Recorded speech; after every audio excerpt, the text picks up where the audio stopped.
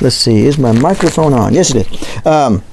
He was barking at our neighbor, who was a TCU graduate, and therefore does not deserve to be barked at. Weren't you, Coble? Huh? He's sat around all day while I've been doing all these videos, and I believe he has a lot of pent-up energy, as you can be able to hear him talking right now. All right, so let's say you're with me so far. As I said a moment ago, with the post-Keynesians, on the idea that the economy doesn't fix itself. We don't automatically go to full employment, and that one of the core problems is the fluctuation in investment. But one of the ways to offset the fluctuation in investment is to have government spending offset it, because government deficit spending, is a net injection, and that in fact what the Clinton administration did was actually quite damaging. Let's say you're with me so far. Still, surely we can't do that forever, right? I mean, at some point, the U.S. may accumulate so much debt that we would have to default on it. So, yeah, sure, in the short run, we can sit here and pump up the economy with government spending, but we can't do that forever. So I asked George Takei, a famous actor from Star Trek, to speak on this for us. What are the chances that the U.S. would be forced to default on the debt? Oh my. That's one of his things. Oh my. That's as likely as a Klingon with a pet tribble. Okay, you have to have seen the original Star Trek series to get that. Klingons hate tribbles. Tribbles are these little furry animal things, and Klingons are mean, so they don't like them. So it's impossible for the United States of America to default on debt that is in dollars. Now, this is small print here, so let me turn around here and read it out to you, because this is something that people never believe. Here's a quote from Alan Greenspan, the former Fed chair. The United States can pay any debt it has because we can always print more money to do that. So there is zero probability of default. Here is some guy that's a fund manager. In the case of governments boasting monetary sovereignty and debt denominated in its own currency, in other words, we make our own money and our debt is in our own money. Like the United States, it is technically impossible to fall into debt default.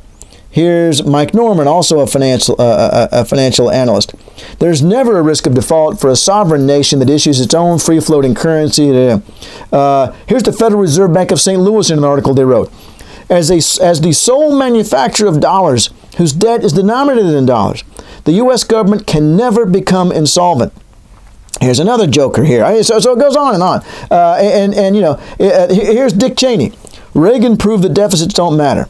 Here's Alan Greenspan again. Central banks can issue currency and non-interest-bearing claim on the government effectively without limit.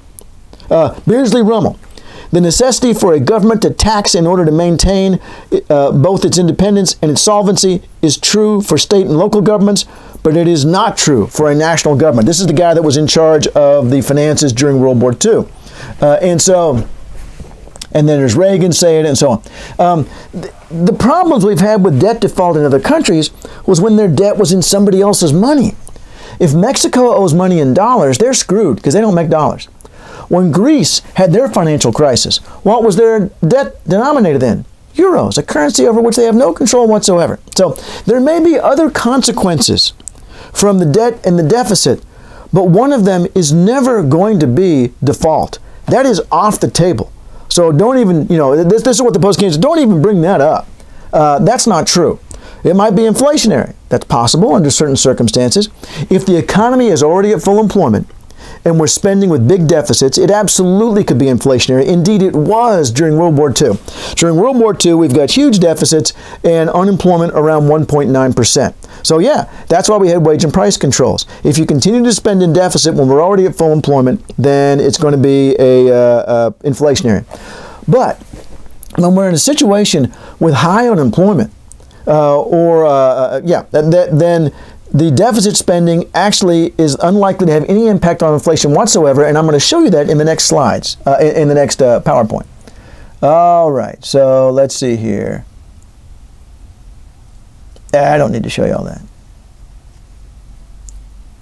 I will tell you that ultimately what post-Keynesians want to do, let me go back to this back here again. The manner in which and this is at the end of the chapter, the manner in which they want to regulate this flow right here, the government flow, is by a jobs program. When people can't find a job somewhere else, the government stands ready to hire them. That way, we don't have to do like what we did with the stimulus after the financial crisis. We haven't got to sit down and go through various legislative arguments in Congress to decide how much we're going to spend. And there's a lot to tell you about that if you take intermediate macro with me about how they screwed that up. But this is automatic. Remember, our goal is to reduce unemployment. So if someone's unemployed, we spend enough to employ them. And then when the private sector expands, because this is getting bigger, we can squeeze this one off right here automatically because people can find jobs in the private sector. So this flow is going to be automatically regulated by how much unemployment there is in the private sector. Is that perfect? Absolutely not. But they're saying it's a heck of a lot better than what we're doing right now. And I think that's all I wanted to tell you out of this. I'm glad I remembered to do this one. We don't need to do that. That's for intermediate macro. That's from The Onion, actually some years ago. And that's it. I will say this, that there's this feeling that when the U.S. spends in deficit, they have to borrow from somebody. You saw that guy that was cooking out and had debt to China tied onto his ankle. After the coronavirus stuff started, we spent $3 trillion in deficit to try to get the economy at least sort of patched over while we shut down commerce. We didn't borrow that from China. China was in worse shape than we were. We didn't borrow that from Europe because the Europeans were having worse cases of COVID than we were. We just created it ourselves, which is what we always do. We create the money ourselves. We don't borrow from somebody, but that's really for intermediate macro. I don't want to go into too much detail on that. Okay, so that finishes off the unemployment and the investment part of the post-Keynesian stuff. Now let me do the inflation stuff, all right? And this was really, and I'm going to illustrate some things about right after the financial crisis and the lack of inflation. There he goes again. All right. So in the 60s and 70s, there was a school of thought called monetarism that became very popular. And post-Keynesians attacked them. Not like literally in the streets, that sort of thing, but through journals and so forth. And they said that the monetarists didn't understand the way the monetary system actually operated. And I'm sure you've heard the thing about, if you print money, it causes inflation. Well, let me tell you about that argument right now. Let me tell you about the printing money causes inflation thing, because the post-Keynesians are going to say that's not true. That's not the way it really works. So, let's go into the printing money causes inflation. And first of all, let me tell you that after the financial crisis, there were all these articles coming out saying, oh my God, all the money we spent to try to recover from the financial crisis by the government is going to cause terrible inflation. And of course, this is what I was saying just a moment ago. Can it cause inflation? Yes, if we're at full employment, but we were not at full employment after the financial crisis. That was why we were spending the money. So it was so easy to find these headlines here. And so here's one from 2010. How hyperinflation will happen in America. Okay, so we have the American Recovery and Reinvestment Act, let's see, in 2009, and it extends over 2010 or so. And this person was saying it's going to cause inflation. That and quantitative easing is going to cause inflation. But it didn't happen. But 2011, surely it's going to happen in 2011. Hyperinflation Special Report. Special commentary number 357 is probably sitting in his mother's basement with his keyboard covered with Cheetos. It didn't happen. Let's see, what else we got there? Federal Reserve have exploded the U.S. fiscal crisis, shattered confidence in the dollar, but not resolved the crisis, contracting money. Okay. Major economic series suggest a formal depression is in place. No, they didn't show that at all. It didn't happen in 2011, right? But they were still pounding at it in 2012. Hyperinflation is virtually assured. And let me see if I can read this one here. Turn around. Unlimited QET. The current system hold together without hyperinflation. hyperinflation is virtually assured, all right? And we're facing a man-made disaster. Okay, well, it didn't happen in 2012. But surely in 2013, is hyperinflation just around the corner? And this guy's actually an economist, which is a little embarrassing. But the answer is, of course, yes. Didn't happen. 2014, expert warns of hyperinflation. The American way of life will be destroyed. Now, COVID did that, but it wasn't hyperinflation. And so anyway, we got, oh gosh, another one. Let's see.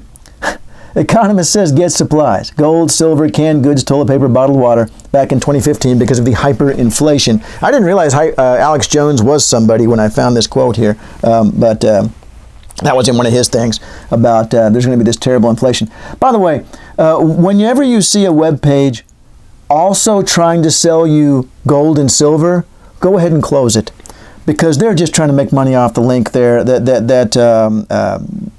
I could tell you a story about a guy that called me one time, but I'll save you that because I want to try to make these. I'm going to try to make these videos entertaining, but I'd be drifting off too far. Really, it's exchange rate stuff. Okay, so what did happen to inflation over that period after the financial crisis in 2007, 2008? Well, first let's compare earlier decades. 1970s, the average rate of inflation was 7.1. 1980s, 5.6, 3.0, 2.8. My God, it just keeps getting lower and lower, doesn't it? And look at that. After the financial crisis was actually the lowest average rate of inflation that we'd had in any period since the 1970s. So it did exactly the opposite of what those people said was going to happen when we did all of government spending and we did the quantitative easing where we were expanding the money supply. The exact opposite. So here's my question. Why did people expect inflation, and why didn't it happen? Well, I don't know if you recognize this guy. He's pretty famous. He said, whether you can observe a thing or not depends on the theory which you use. And boy, does that ring true in a contending perspectives class. That's right. I've been saying that a number of times. It's come up. Well, for example, when the people who believed the classical view of the labor market saw Keynes's view, they couldn't see it. They couldn't see it because of the theory they were already using. So Einstein is saying the same thing, that whether or not you notice something depends on what theory you have in mind. So let's look at the theory that those people who are predicting inflation, probably not the jokers in their mother's basements typing on with Cheeto-stained fingers, but with other people, relatively intelligent people who were predicting inflation, what were they thinking? Well, this comes from the quantity theory of money, and you may well have seen this in another econ class. And the idea is this, that in the macroeconomy, there's a certain number of, say, dollar bills, for example. And there's a rate at which those dollar bills are spent over any given period. Like in a given year, for example, people don't use a dollar bill once and say, "Ew, this bill's dirty," and then throw it away. No, you're like, I'm going to use it again. All right, so bills get used over and over and over. So that's the velocity of money. So we have a certain number of dollar bills that get used a certain number of times. And that must be equal to the average price of the stuff that got sold times the number of things that got sold. And it might be easier to understand with an example. If we had, say, in a given year, we didn't sell a lot this year, did we? But we sold, 50 items in the U.S. economy for an average of $6 each. That's going to be $300, right? Well, that's perfectly sustainable with a total money supply of $100 if each bill got spent 3 times. So that's what this is saying. It's saying that the total dollar value of all transactions must be equal to the number of dollar bills times how many times each one was used, because that's you used them to buy this stuff, right? I mean, so obviously the number of dollar bills times the average number of times they got used is going to be equal to how much stuff got bought. And that's why, by the way, this has 3 equal signs, because this is an identity. I mean, it's not just and actually for a different reason, but anyway, it's gonna work. There are no economists that disagree with that. What are you looking for, dog? There are no economists who disagree with this theory. Just like with the savings equal investment, they're going to disagree about how it works. They're going to agree, yeah, sure, MV equals PY, no problem. And then notice here that we could have the same money supply and velocity, but have different prices and output. It doesn't matter. I mean, if it's 200 things sold at $1.50 each, or 50 things sold at $6 each, it's still $300. So there were $300 worth of transactions, and $100 bills used 3 times each were sufficient to carry out those $300 worth of transactions. All right. Now watch this. What if we were to hold the velocity constant and hold output constant? What if we were to say we're already at full employment, can't get any bigger, and let's just say, as the monetarist did, that velocity tends to be very stable. So that, well, over the long run it stays about the same number. If that's true, watch what happens when we raise the money supply. I'm going to double the money supply from $100 to $200. Well, we can't produce, so people have more money. And actually, that's not true. I'm going to back out of that in just a minute, but let me explain it this way first. I'm trying to explain what they think. The people that are wrong about printing money causing inflation, what they think. They think, aha, people have more money now because you printed more money, so they run out and try to spend it. Only there was already as high a level of output as we could possibly get to. So all we did was bid up prices. We raised the money supply again. And now people have even more money. Yay, I'm going to run out and buy more stuff, except there isn't any more stuff. So all we do is bid up prices. So we've got 450 times 200 is 900, and 300 times 3 is 900. So what happens is when we raise the money supply, all we do is cause inflation. Why? Because if velocity is constant, and if we're already at full employment, then all we're doing is causing extra bidding for a set number of goods and services. That's the theory. That's what they were thinking was going on. Of course, so why do people expect inflation? I'm going to have to ask Melanie to turn down her phone. Pardon me. All right. Melanie was in bed. She was watching a video on her phone, and I could hear it in here. And you know how that goes. Your education is more important than Melanie's entertainment. I have that actually cross-stitched on something. All right. So what are these people thinking that believe that the printing money is going to cause inflation? Well, premise number 1, MV equals PY. Okay, everybody agrees with that. Premise number 2, they're saying that velocity is stable. Premise number 3, they're saying that Y is constant because we're already at full employment. Ergo, if we raise M, all it's going to do is raise P. That's what they're thinking. Why didn't it happen? Why didn't it happen? Well, the argument here that from the post-Keynesians is, first of all, velocity is not stable. Actually, it's pretty easy to look it up. Not surprisingly, velocity rises in expansions and falls in recessions because people spend money, more money faster in expansions, and they don't spend as much money in recessions. Velocity falls. Furthermore, Y went up. Over the course of the recovery, Y rose because they were recovering. So it didn't stay constant. That when more money was in the system, it did generate more output. It didn't just generate higher prices. Now, I made up some numbers here. This isn't supposed to be representative of what happened after the financial crisis, but the idea is one could triple the money supply and still end up with the exact same price level. All right? It depends on what the other variables do. So yeah, if you assume this is constant and this is constant, you're right. If you raise this number goes up. But those two things aren't constant. And in fact, the problem is even worse than that. Here is Milton Friedman, the father of the, or certainly the biggest proponent of this theory. And this is from an article I had to read in grad school and on the quantity theory of money. And he goes through those same assumptions in his paper. He is making the same argument that those who are saying it's going to cause inflation are making. He has this article called The Optimum Quantity Theory of Money, and he goes through and lays out in detail, okay, there's this island where these people live, and they're already at full employment. Everybody has as much money as they want in their savings account. And what he does is, he says, in order to raise the money supply, he has a helicopter fly over and drop the money out. Now, you may have heard people refer to helicopter money. What they're referring to this old article where money supply is carried out by a helicopter flying over and dropping money out. Just a convenience in the article, or so it appears at first.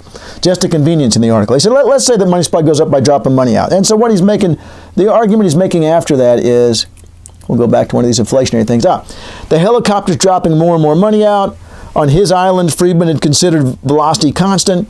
He said we were already in full employment, so the helicopter is causing inflation. All right? So that's what he's saying. And I just wanted to show you the quote there with the helicopter in it. Let us suppose that one day a helicopter flies over this community and drops an additional $1,000 in bills from the sky. Okay, there's a problem with that though.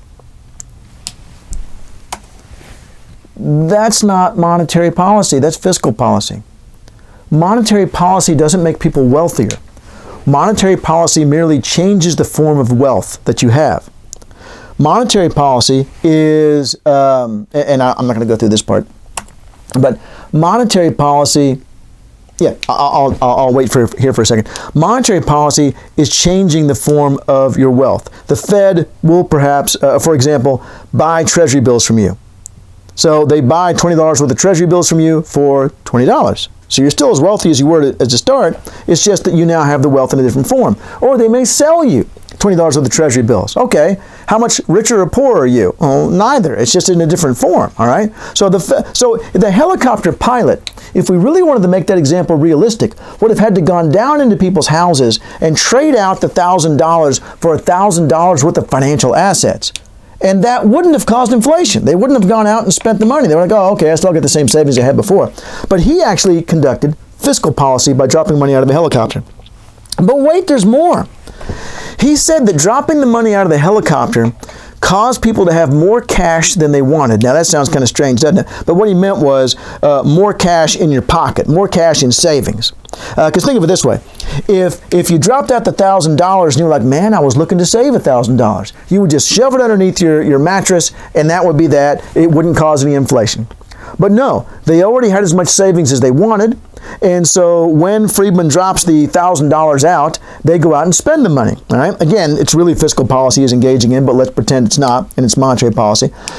He drops the money out, and the argument that the monetarists make is that the problem was that the supply of money was bigger than the demand for money. They supplied more money than people actually wanted. All right, by dropping it out of the helicopter, people already had as much cash as they wanted. They supplied more money than people wanted. That is a very critical part of the whole argument, that that the government supplies more money than people wanted. That's why I said it 6 times. It is in fact impossible for the Fed to give people more money than they want. That's why we have Mission Impossible right here. The Fed has 3 tools. They can purchase treasury bills from the public. They can loan money to commercial banks. They can allow commercial banks to loan more money, loan a higher percentage of their deposits. None of these can, or I should say it this way, each of these requires the conscious voluntary cooperation of the private sector. The most common tool they use is the purchasing treasury bills, right?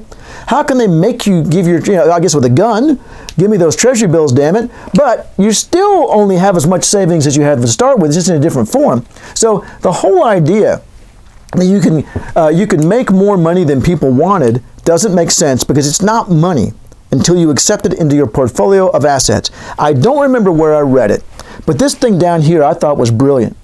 Money's like a haircut. You can't supply it unless there's a simultaneous demand. Think about this.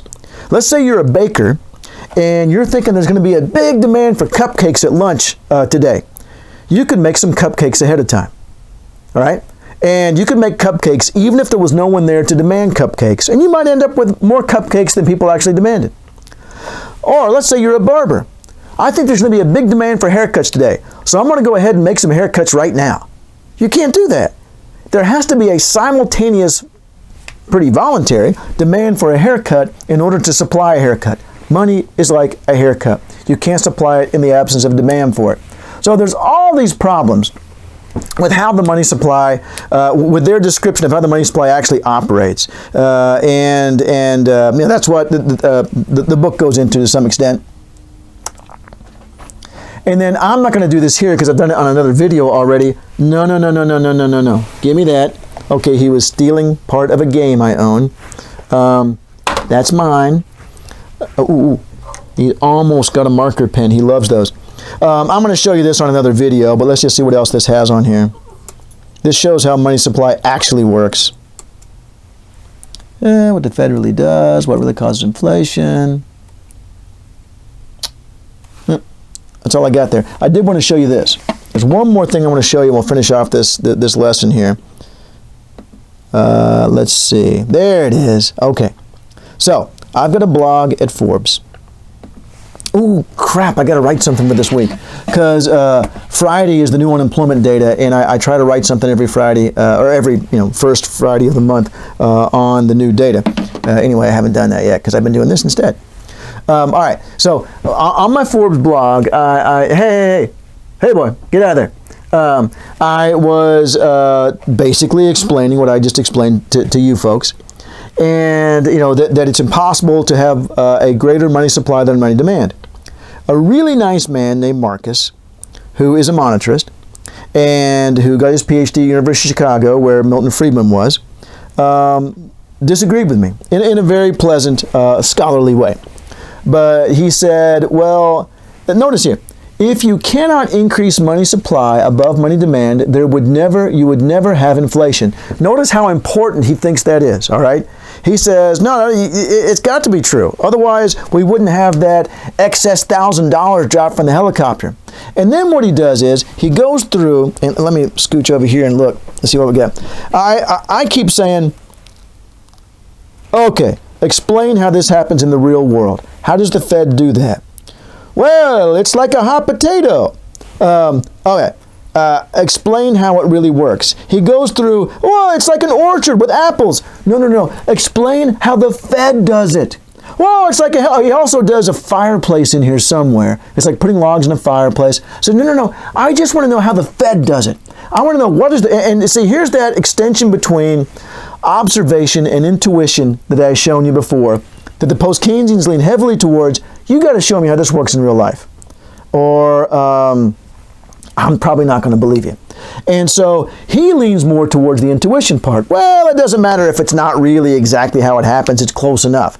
So no, the Fed can't do it. And so we ended up, again, very pleasant, but he said something about, well, we must agree to disagree. And I said, okay, except you just never answered me. So let's see. My final point was, this is not a trivial question. The entire monetarist superstructure rests on it. If the answer is that it in reality cannot happen, then I'm not sure how the rest of the monetarist analysis survives, and he never answered me. So that was inflation. And let's see what we've got here. Let me look back at my notes, but I think that's it for now. And I think I've got the other videos already done for this. All right, that's it. Thank you very much.